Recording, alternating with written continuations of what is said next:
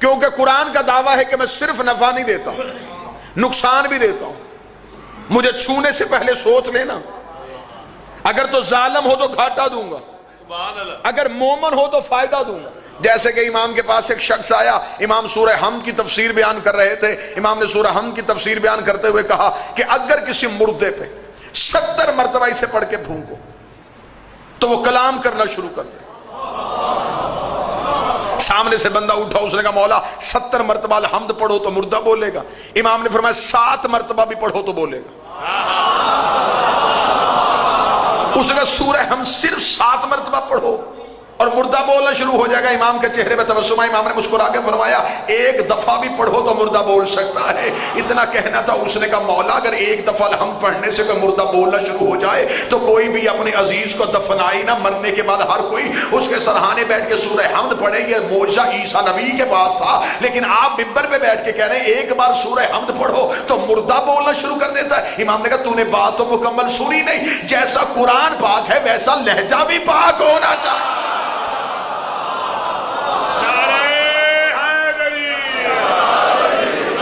جیسے قرآن پاک ویسے زبان پاک ہونی چاہیے.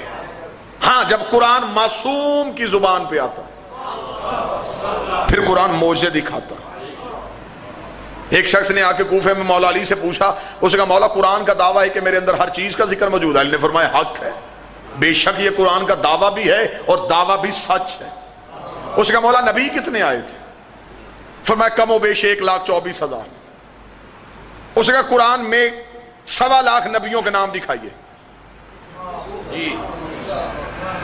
قرآن میں 26 یا 29 انبیاء کا نام. اس نے کہا باقی نبیوں کے نام کہاں؟ ایک دفعہ قرآن ایک طرف دعویٰ کر رہا ہے کہ میرے اندر ہر چیز کا ذکر موجود ہے. یا 1.25 لاکھ نبیوں کے نام دکھائیے یا قرآن کا دعویٰ واپس لیجیے. اچھا ہوا یہ سوال علی پہ ہو گیا. جواب ہم تک پہنچ گیا. اگر کسی اور جگہ پہ سوال ہوتا یا ہم آیت سے محروم ہو جاتے یا قرآن کا دعویٰ واپس ہو جاتا. یا آج تک قرآن کی صداقت پہ انسانیت مشکوک رہتی. امام مسکرا رہے. امام نے اتنا خوبصورت دلیل دی. امام نے کوئی لمبی چوڑی وضاحت نہیں کی. امام نے کوفے کے باہر ایک نیم کا درخت، نیم، اس میں جو پھل لگا اسے اردو میں نبولی بولتے. علی نے فرمایا وہ نبولی توڑ کے لاؤ. اس نے نبولی توڑی، علی کے ہاتھ پہ رکھی. اس نے کہا میں نے پوچھا تھا مسئلہ، آپ نے مجھے کہا نبولی توڑ. علی نے فرمایا اس نبولی کے اندر تیرے سوال کا جواب. اس نے کہا مولا نبولی کے اندر سوال کا جواب کیسے؟ مولا نے فرمایا یہ کیا ہے؟ اس نے کہا نبولی. امام نے فرمایا اگر اسے ابھی ریت کے نیچے دفنا دو اس میں سے کیا نکلے گا؟ اس نے کہا نیم کا درخت. امام نے فرمایا اس کے اندر پورا درخت ہے، دکھا.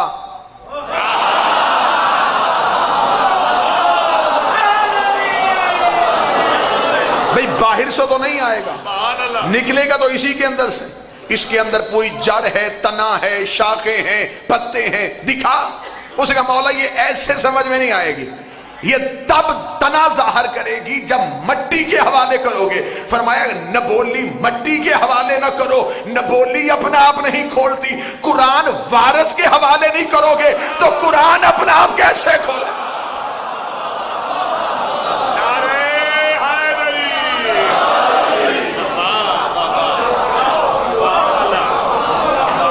قرآن کیا کہنے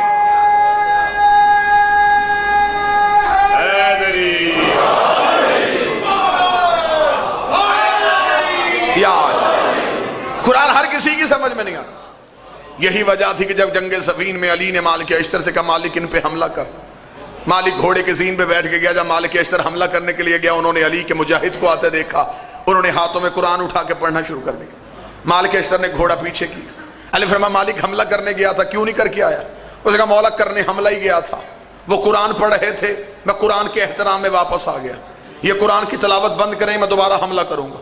تاریخ کہتی ہے علی بجلی کسی تیزی سے گھوڑے کے زین پہ آئے. شرح پڑھنا نہج البلاغہ کی. علی نے تلوار کو نیام سے نکالا. علی نے ذوالفقار کو ہوا میں اڑانا شروع کیا. مالک اشتر نے اپنا گھوڑا علی کے گھوڑے کے پیچھے کیا. اس نے کہا مولا آپ کہاں جا رہے ہیں؟ فرمایا ان پہ حملہ کرنے، ان پہ حملہ کرنے. اس نے کہا مولا حملہ تو میں بھی کر سکتا تھا، میں نے تو ان کے ہاتھوں پہ کھلا قرآن دے کے واپس آ گیا. علی نے بھاگتے گھوڑے کے سین پہ کہا مالک قسم ہے اس خدا کی جس کے قبضہ قدرت میں علی کی ولایت اور امامت ہے، قرآن ان کے حلقوں میں اٹکا ہوا ہے، قرآن ان کی گردنوں میں پھنسا ہوا ہے. اس نے کہا مولا ایسے قاری بھی ہوتے ہیں جو پڑھے قرآن اور قرآن حلق میں رک جائے. علی نے بھاگتے گھوڑے کے سین پہ کہا مالک تو نے میرے سردار نبی سے حدیث نہیں سنی، القرآن مع علی و علی مع القرآن، قرآن علی کے ساتھ ہے، علی قرآن کے ساتھ ہے.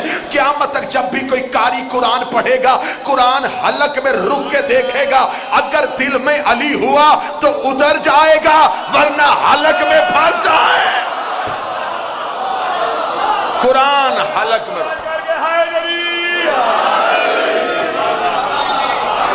قرآن حلق میں رک کے دیکھے، اگر دل میں علی ہوا تو اترے گا. سبحان اللہ. کوئی چیز حلق میں رک جائے تو بندہ اندھا ہو جاتا ہے. صدقے اس لیے جن کے دلوں میں نہیں اترا بے شک قرآن کو دل میں اتارنا تھا.